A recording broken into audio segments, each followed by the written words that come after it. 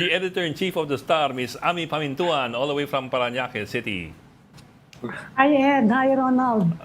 Ed, diyang papabili sa Rome pa yan, hindi pa yan sa France. Nasa France pa si Ronald. Oh, Hindi, natense ako doon sa Papalicious. ano, tanda mo yung commercial ng Papa kay Ketchup lang yung sarap-sarap? ketchup. Anong ketchup yun? Papa-ketchup lang yun. Oh, ketchup yun. Yung mga nasa tamang edad, alam yun. Banana ketchup lang yun. Banana ketchup. Oh, bagay na bagay sa fried chicken, di ba? Okay. Anyway, tama. Panahon ni Tito Ronald yun. Anyway, Ami, anong top story mo today? Iniintay pa natin yung i-file ng DFA, of course, yung protest. Siguro within the day, kaya na yung i-file eh. Saka, iniisip namin kung ano ba yung Christmas Fellowship. Oo nga eh. Sabi nila, ang sabi ng mga congressman, di naman daw pinag-usapan yung impeachment, pero bakit ka mag-i-issue ng statement of support without explaining kung bakit kailangan mo yung statement of support without mentioning the Dutertes na yun lang naman ang lumalaban doon sa sa administrasyon ngayon. At mababanggit mo ba ang mga Duterte without mentioning the impeachment? But anyway, yun ang official statement. Tatawa-tawa yan. Christmas lang yung Christmas. Parang bago ko pa sa Philippine politics eh. Basta officially, fellowship lang, fellowship. Baka gift-giving lang yung Christmas. Exchange gift lang. Parang yung Fellowship of the Ring. Fellowship of the Ring bago lumusok kay Sauron. So sino si Sauron? Sino si Sauron? Sino si Frodo? Sauron, ha? He who cannot be named. Hindi, yung cannot be named. Harry Potter yun eh. That's Harry Potter. You're mixing your movies. You're mixing your books. Naghalo na. Tito Ronald talaga. Si Sauron, sino sa Harry Potter, parang si Sauron din sa Lord of the Rings yun. Okay, pero so we're looking at, actually that's one of the things we want to follow up on eh. Ano talaga nangyari kagabi, ano talaga napag-usapan, at ano ang hindi pinag-usapan, at ano ang officially iniwasan. Sagot yun sa kwan. Fellowship nga lang. Sagot yun dun sa kwan. Nagtatanim ako hanggang libingan. Hindi ako nagpapatawad. Kaya mo yun, Ami? Ikaw ba, Ami, nagpapatawad Tayo, ka? may soundbite sana tayo yun. Hindi, at least honest siya. Sabi niya, Vice Presidente ko, so I have to tell you, maging forgiving kayo this Christmas. Pero ako, hindi ko kaya mag-forgive. At least honest siya. Yan ang hinahanap daw ng mga Pilipino, yung sense of candidness and honesty. Ito soundbite. Ito soundbite box. Pakinggan natin soundbite. Yan. Ang Pasko po ay panahon ng pagpapatawad, pagmamahalan, at pagbibigay. Forgiving, giving, and loving. Lagi ko pong sinasabi na depende po yan sa tao. Pero dahil ako ay Vice President, kailangan ko sabihin sa inyo na yan po ang mensahe at diwa ng Pasko. Pero po ako, hindi po talaga ako magpapatawad.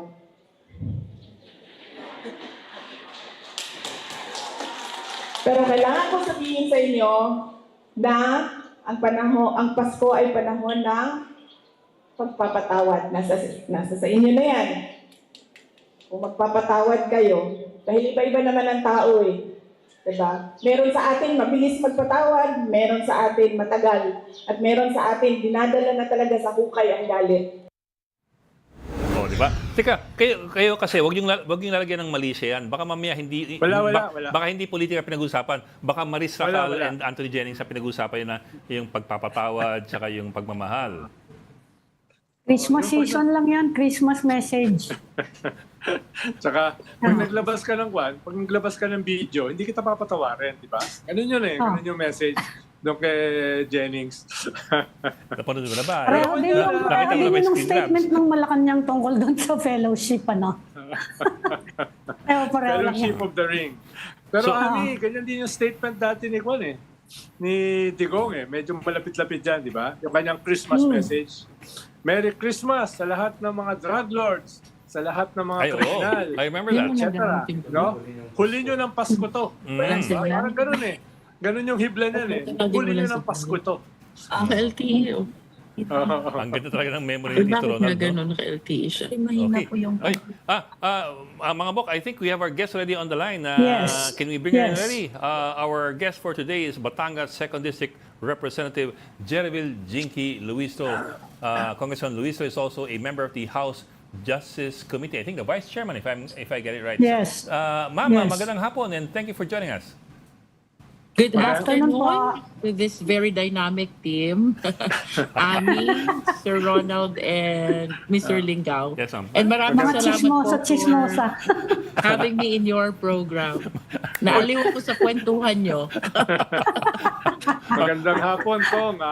We meet Good you at afternoon last. po. Yes, ma'am. We meet you at last. Worry not. We will not talk about.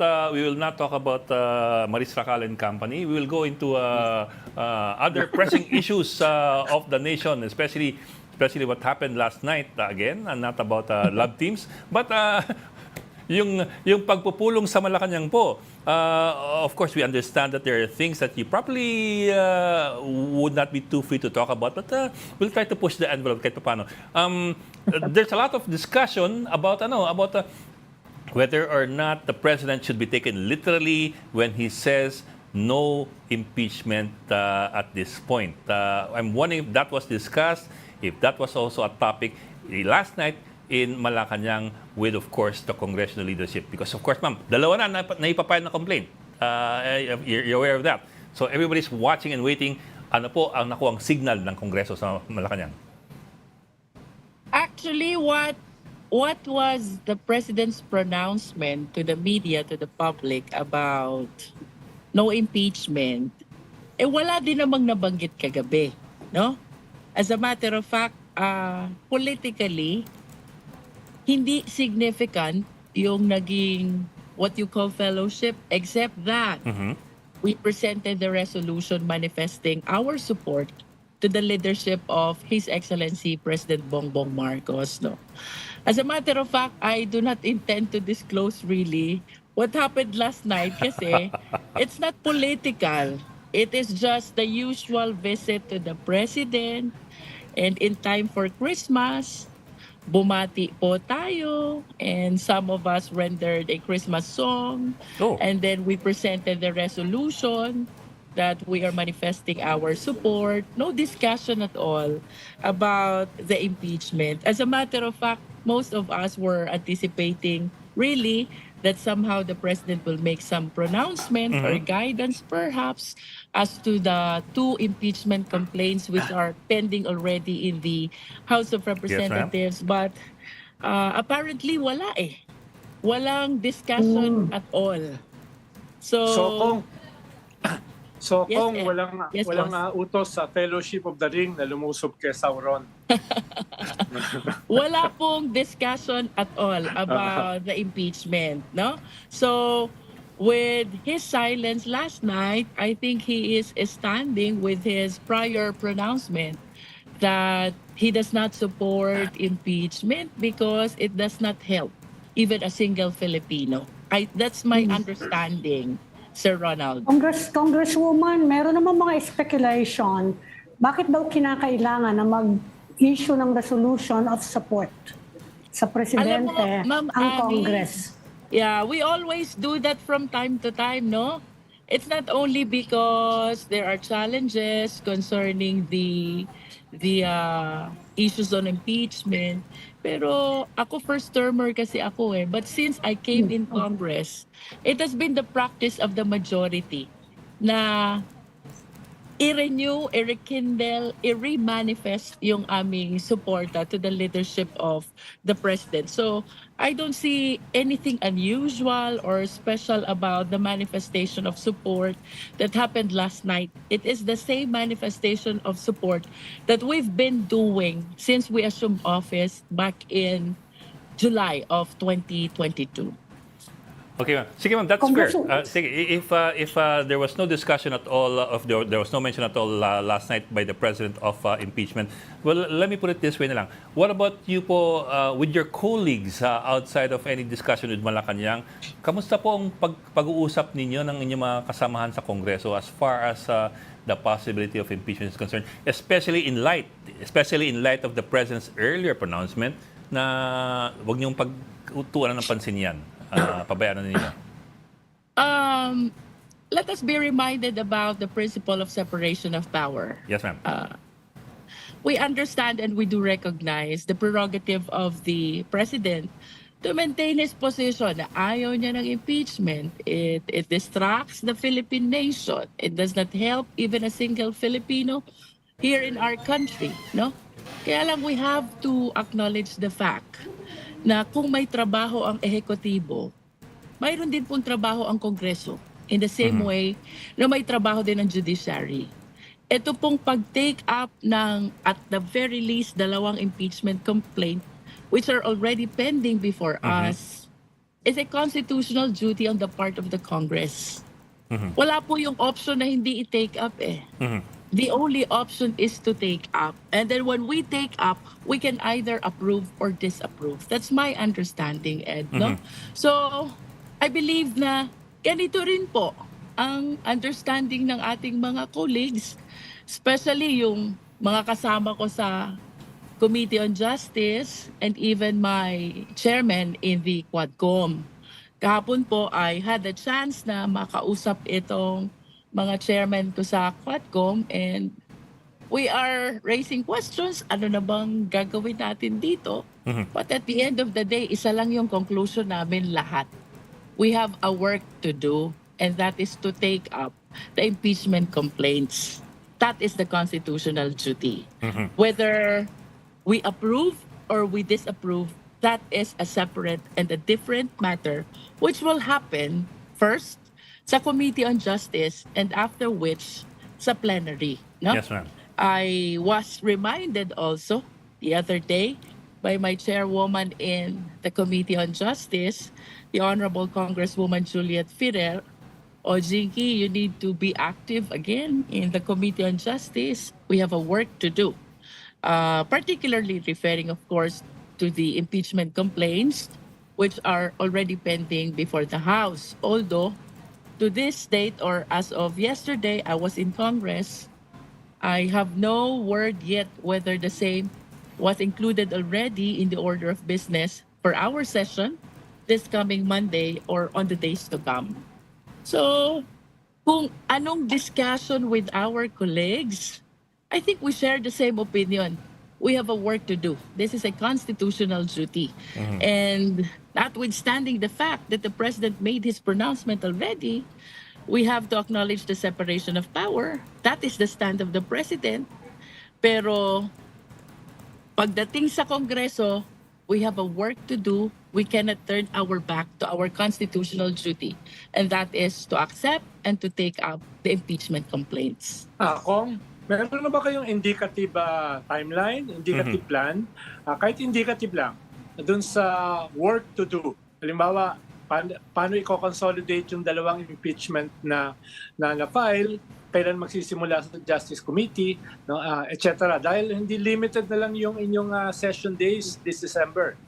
No, para ngayon Christmas parties na eh. At saka sabi mo nga, kung may ilang kongresista na kumanta sa Malacaang, baka later gusto namin malaman sino yung mga kumanta at kung meron silang tono. No? Some friends who are very good in singing. A couple of friends who really sing well, no? Ganun lang kasimple. About the timeline, Sir Ronald, no? Since I am a first-termer, I have not actually experienced pa how to be involved in this impeachment process, no? At least from the side of the Congress, no? But I understand na we have a period of 10 days. 10 days, ma'am. To include these impeachment complaints in the order of business, no? And then after the same is included in the order of business, we have a period of 3 days to refer the impeachment complaints to the Committee on Justice. Once in the Committee on Justice, it has a period of 60 days to resolve, meaning after conducting hearings, we have to vote whether to approve or not to approve the impeachment complaints.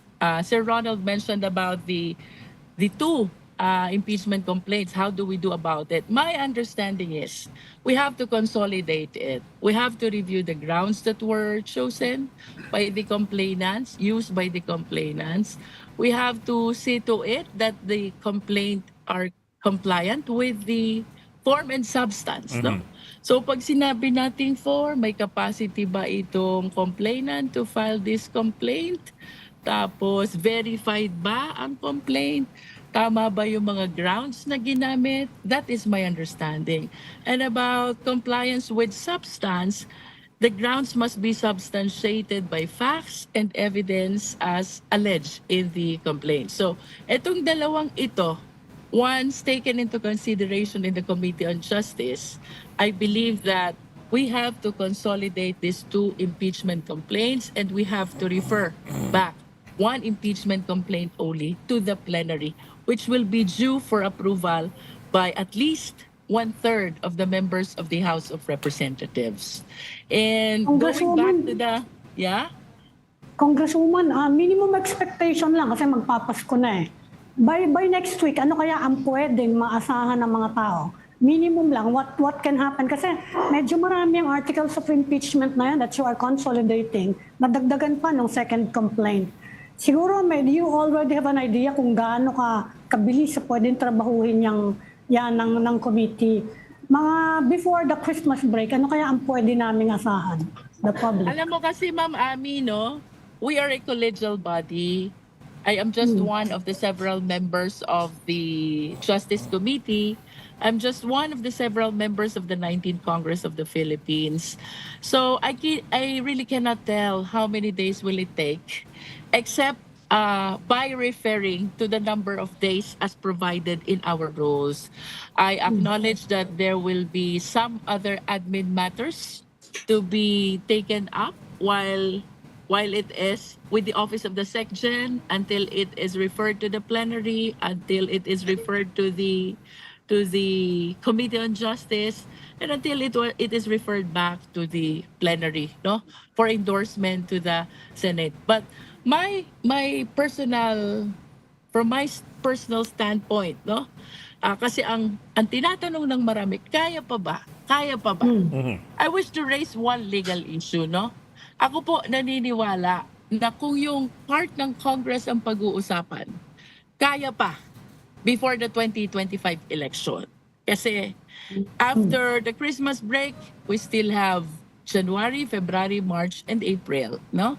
And the committee is given 60 days to approve or disapprove the impeachment complaint that goes back to the plenary, no?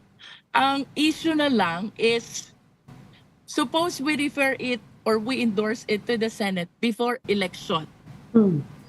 Pwede pa ba itong ituloy ng Senado after the 2025 election? I am anchoring this legal question on the fact na mayroon tayong 12 senador sitting in the Senate and their terms are not interrupted by the 2025 election. Kasi nag-start sila 2022. And apparently by 2025, there are sitting senators because their term will end in 2028 pa.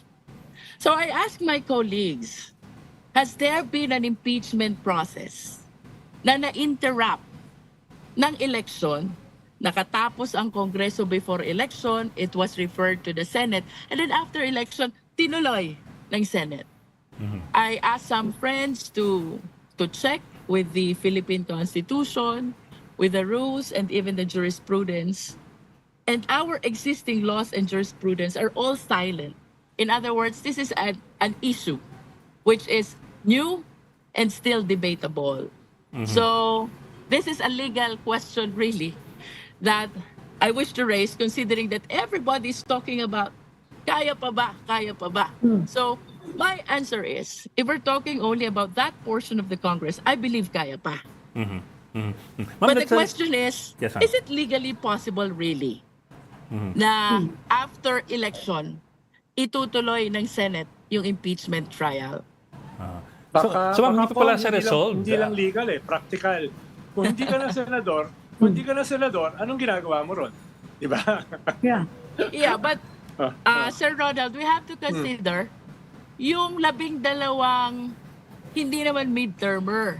Kasabay na na-elect ng presidente back in 2022. Ibig Yes. sabihin, continuous yung term nila.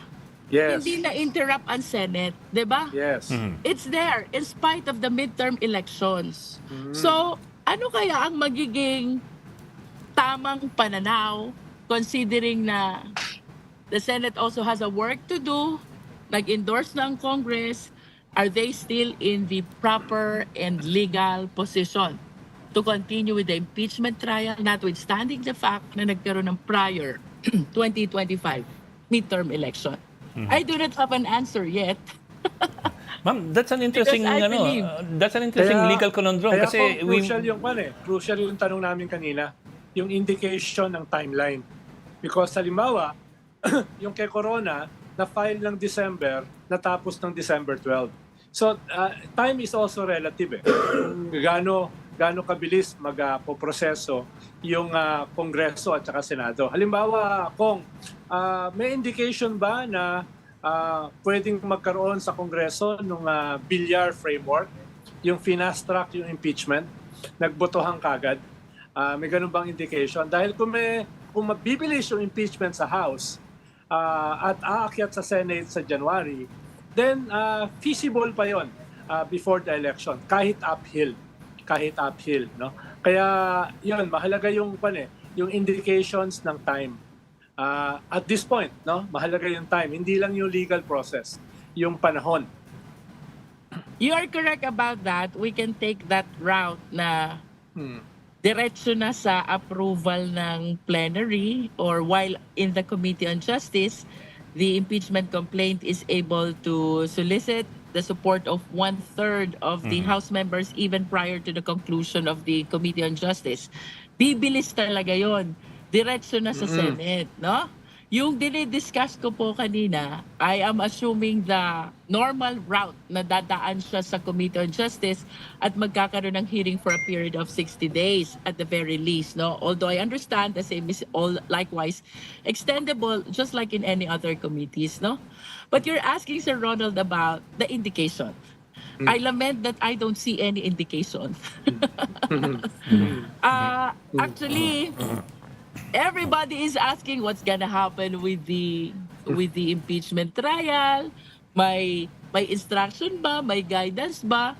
Pero wala talaga eh. Kaya the only reference that I can share with you is the same pronouncement that the President did in his public announcement during his press con na ayaw niya ng impeachment because it does not help the Philippine nation, no?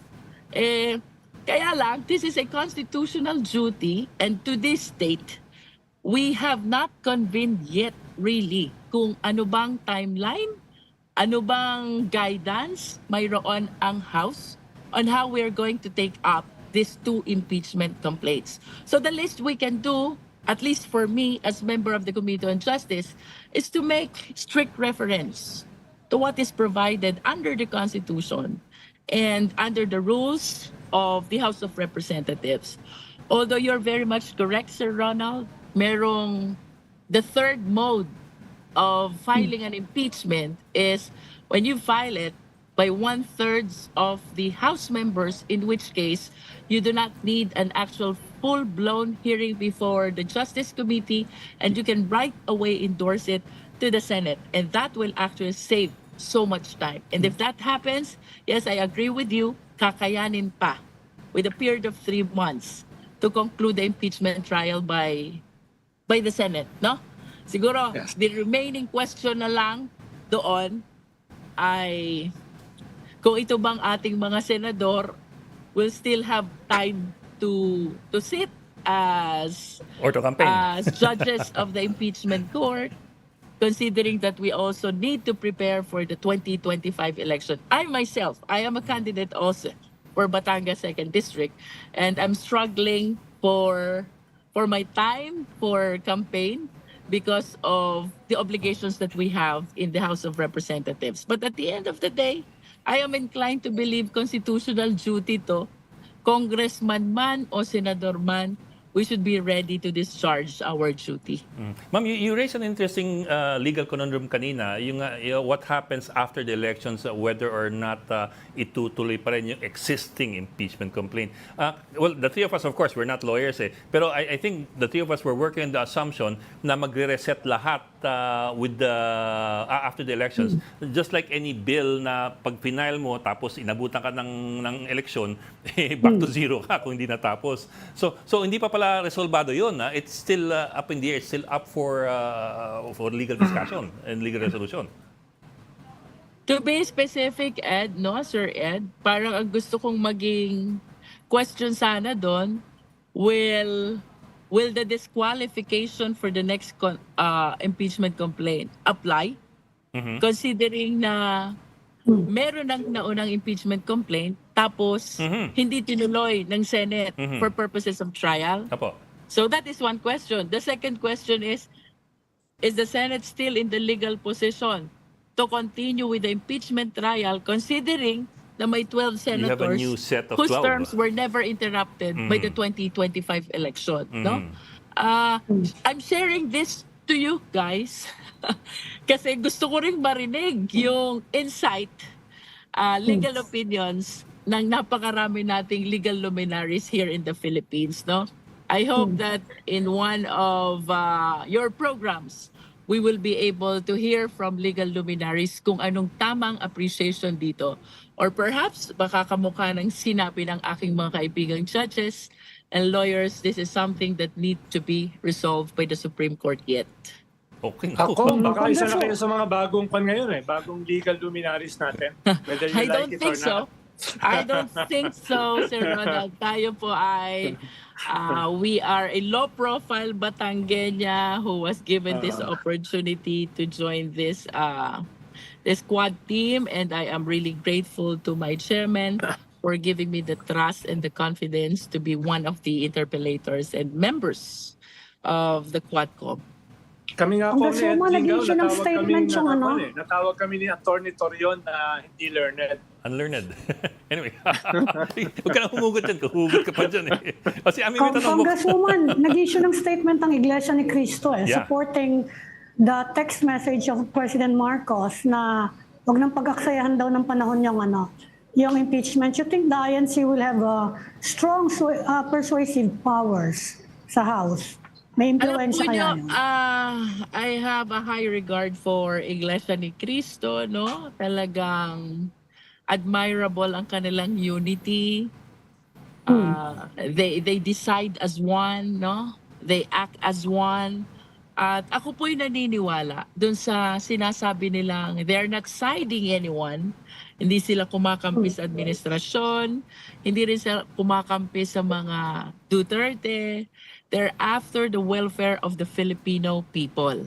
Ang hinahanap po nila ay ang pagkakaisa instead of divisiveness, kasi hindi po nakakatulong itong mga divisiveness na ito pag ang pinag-usapan ay interest ng ating mga kapwa Pilipino. However, in the face of that high regard in favor of the INC, babalik po ako dun sa sinabi ko kanina. We have a constitutional duty to take up these impeachment complaints. That is one thing. Whether we approve or we disapprove, that is another thing, no? Magkakaiba po tayo ng perspective. Ang Pangulo po, may kanyang perspective being the head of the executive. Tayo po sa Kongreso, may sarili kaming perspective, having this constitutional duty to take up these impeachment complaints. Ang Iglesia ni Cristo po, being a religious group, have their own perspective as well, na hindi po priority sa kanila itong mga political process na to, impeachment process na ito. Ang importante po sa kanila ay ang interest ng mamamayang Pilipino. Even the judiciary, they have their own perspective.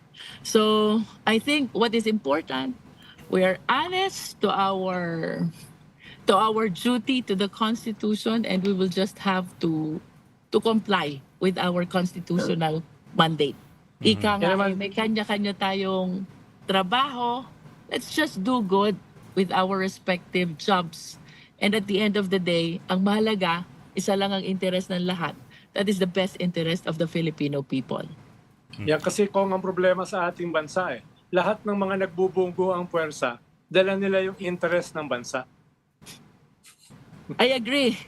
And we have different ways of how we appreciate and how we fight for the interest of this Filipino people.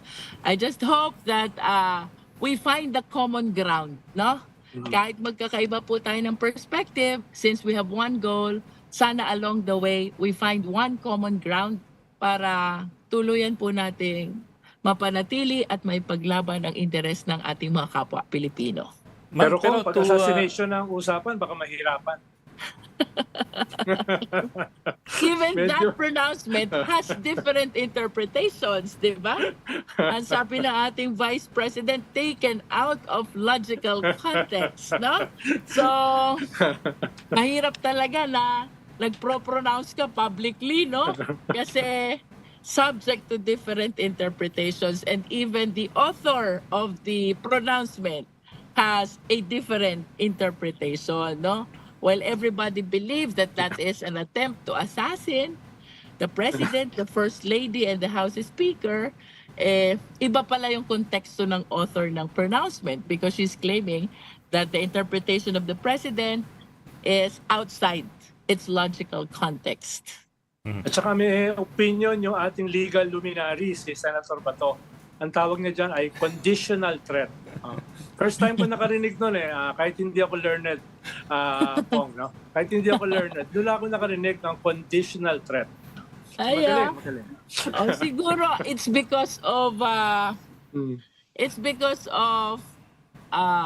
what do you call this?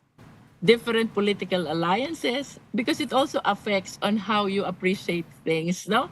Siguro, pag sinabi mo yung pronouncement na yon, iba interpretation ng pro-administration, iba interpretation ng opposition. That's how I understand it, no?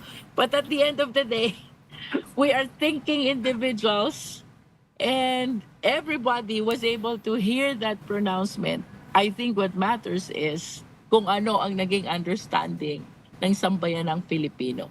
And I wish to believe na naging understanding ng mas nakararami is there is really a threat against the President, the First Lady, and the House Speaker.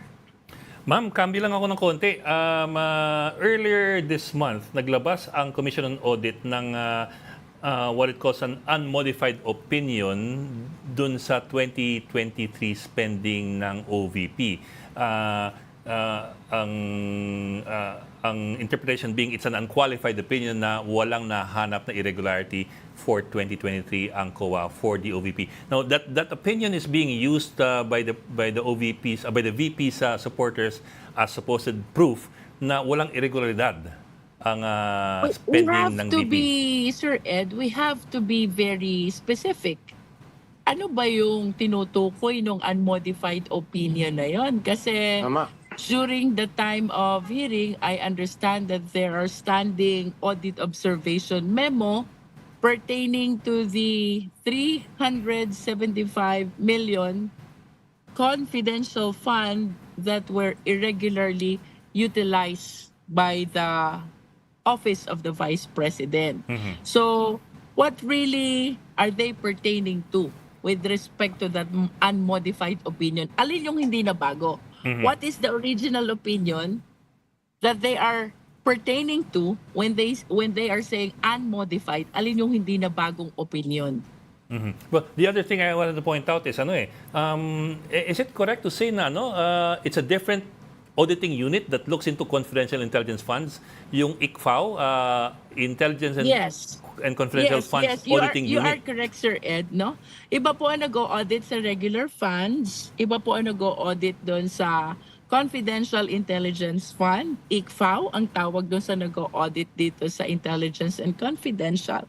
And we have to make sure, alin ba ang tinutukoy ng unmodified opinion? Kasi yung standing AOM, as of the date of hearing dito sa OVP, it pertains to the 175 million times 3/4, equivalent to 375 million of the 2023 confidential fund of the Office of the Vice President. So it may be a different thing altogether. I mean, we may be looking at Yes. apples and oranges. It could refer to a regular fund. It could refer to a portion of the confidential fund. We have to be specific. Alin po ba yung sinabi nyo na hindi nabago ang opinion nyo pertaining to the audit of the budget of the Office of the Vice President? Okay. Kung dumating na ba yung Christmas cards galing sa Malacaang? Christmas cards. Wala Wala pa. pa po akong nabasang Christmas cards from Malacaang. Baka nandun kasi kung nandun yung instructions. I doubt if the president will ever give instructions. Kasi even myself, I was anticipating also that somehow, after that pronouncement, we will be receiving instructions, especially for us, squad members, no? Pero wala talaga eh. So, I think Pero inamin yata niya, nag-send siya ng text message. Yeah. That is the instruction, I believe, that the president issued na ayaw niya ng impeachment, Yes. no? Yes. Kaya lang nga, we have a duty to do, no? So notwithstanding the opinion of the president, kailangan talaga i-take up ng Congress yung impeachment complaints. Ma'am, ako last question na lang. Follow up dun sa tanong ni Amy earlier about yung Iglesia ni Cristo statement. Kasi it was not a simple statement per se. Kasama dun sa statement is the announcement that they are mobilizing their locals Magrarally. para mag-rally against impeachment. Of course, wala pang petsa at wala pang lugar. Pero I'm wondering, from your point of view, would that have an effect on congressmen? Kasi kahit paano, those are warm bodies that will go out into the streets. And we've seen that as late as 2015, nagrally ang Iglesia ni Cristo sa EDSA, nagka-traffic dahil ang daming tao. So it does, nakakabulaga nga talaga yun. I don't know how that goes for people running for re-election in a few months. Pero Ed, kahit walang rally, may punong-puno ng traffic yung EDSA. Sa bagay. Sir Ed, I am actually inclined to believe that this rally will have significant effect for re-electionists, no? Kung anong magiging stand nila sa pagboto sa impeachment, whether a congressman running for re-election or a senator running for re-election, this is a thing that they have to consider as well. Considering the unity that the Iglesia ni Cristo has been demonstrating in all matters, including political concerns, no? So, ito ay Real politic. factor to be considered by all re-electionists. It's reality. So kung hindi masyadong factor din yung higher purpose sa mga re-electionists, mas yung arithmetic. It will depend now really on the personal perspective na ng mga kanya-kanya na sigurong isip yan at analysis ng mga congressman. Depende kung alin ba ang mas priority mo. Is it your re-election or is it your personal belief on and conviction on the issue that is confronting pertaining to this impeachment complaints, no? Okay. Okay na. Ami, Ronald, bitaw na si Congresswoman. Okay na. Maraming salamat po. Ma'am, sorry. Sana Thank you, Congresswoman. Nabiga ka namin ng isang buong episode. Nag-enjoy po ako sa inyong show and thank you really for having me here. I hope to join the program personally, Yes, ma'am. hindi That'll be good. virtually one of these days. Okay. We would love that, ma'am. And let me greet, of Sige. course, my kababayan from Mabini, Bawan, San Pascual, San Luis, Lobo, and Tingloy. Magandang hapon po sa lahat ng aking Magandang mga hapon. kadistrito. Maraming salamat. Good afternoon po. Thank you for joining Thank you. STORYCON. Batangas Thank 2nd you. District Congresswoman GERVILLE, JINKY, LUISTRO, who just joined us via Zoom. Thank you for joining us this afternoon. Okay. Ako kasi nakakuha ako ng Christmas card eh. Ay, bakit? Ba't ang bilis mo? Nauna nung pa yung mga Fake yan, congressman. fake. May Fake instructions. yan. May instructions. May instructions na, ha? Ma'am, Fake yan, fake. kuno ng picture, padala mo sa amin, ha? Babasahin namin. Uy, patalastas nyo. Oh, may gap to, may gap. Okay. Ba't may gap pa tayo? Okay, you're watching STORYCON on One News. You just need to take a break. We'll be right back. This is the Story Conference Group or the STORYCON Group.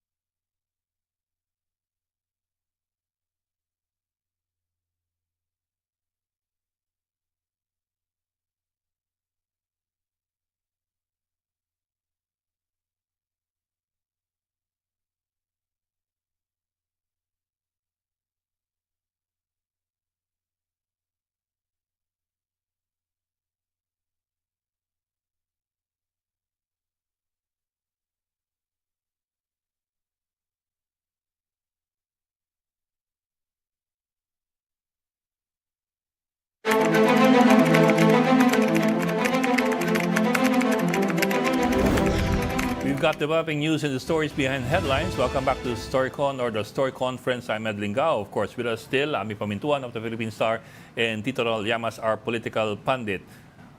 Alam mo, Amok, masaya ang usapan kanina with the Congresswoman Jinky LUISTRO. Naniniwala na kayo na fellowship lang, ha? Missing along pa. Fellowship of the Ring. Missing along pa raw. Pero si... Okay naman si Kong Luistro, very game, di ba? Tawa siya ng tawa. Oo. Pero, May kantahan pa, ha? pero Tito Ronald, baka may iba ka pang chismis na ririnig dyan tungkol sa ano nangyari kagabi. Si Ronald, tanong natin. Oo. Baka may nabalitaan ka ng dagdag, Ronald. Hindi, the statement itself is a political statement. Di ba? Yung dinedepensahan mo yung presidente sa mga bumabati ko sa kanya, sa mga panganib, etc. etc. Sino yung source ng panganib? Isa lang naman. Si Kwan ba yun? Isa lang naman yun ang problema nila. Isa lang naman yung source ngayon, eh. Hindi naman Philippine Star yun. Hindi naman si Ed Lingao. Definitely, hindi ako. Di ba? So, Wala so na ba ibang source, eh? The statement itself, the fellowship itself is a political statement. Di ba? Yeah, pero, Significant yung kung totoo yung sinasabi nila, ha, na walang sinabi si BBM, meaning hindi siya nagbago ng posisyon. Di ba? Pero hindi rin Otherwise, siya- he could have said, otherwise, he could have said, huwag niyong paniwalaan yung text message ko. yeah, that's Pero, true. naman yun, di ba? Pero Ami, hindi niya babawiin yan in public eh. Di ba? Hindi Eh, naman in niya babawiin. private naman yun, eh. Oo. Private naman yung Ami. chismoso lang kasi nagbisto niyang fellowship na yan. Ang Mga dami. chismoso lang ang nagbisto. Ang daming Hindi naman bus-bus. hindi naman lumabas yung dapat lumabas sa istoryang yan.